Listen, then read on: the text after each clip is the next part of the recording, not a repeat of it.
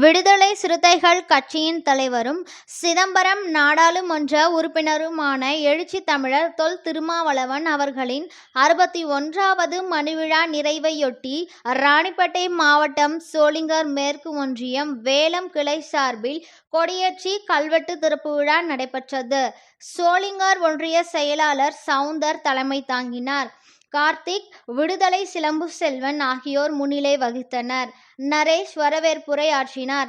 இந்த நிகழ்வில் சிறப்பு அழைப்பாளராக ராணிப்பேட்டை மத்திய மாவட்ட விடுதலை சிறுத்தைகள் கட்சியின் மாவட்ட செயலாளரும் ராணிப்பேட்டை நகரமன்ற துணைத் தலைவருமான சி.மா. ரமேஷ் கர்ணா கலந்து கொண்டு கொடியேற்றி கல்வெட்டினை திறந்து வைத்தார். முன்னதாக வேலம் பகுதியில் உள்ள புரட்சியாளர் டாக்டர் அம்பேத்கர் அவர்களின் திருவுருவ சிலைக்கு மாலை அணிவித்து மரியாதை செலுத்தப்பட்டது.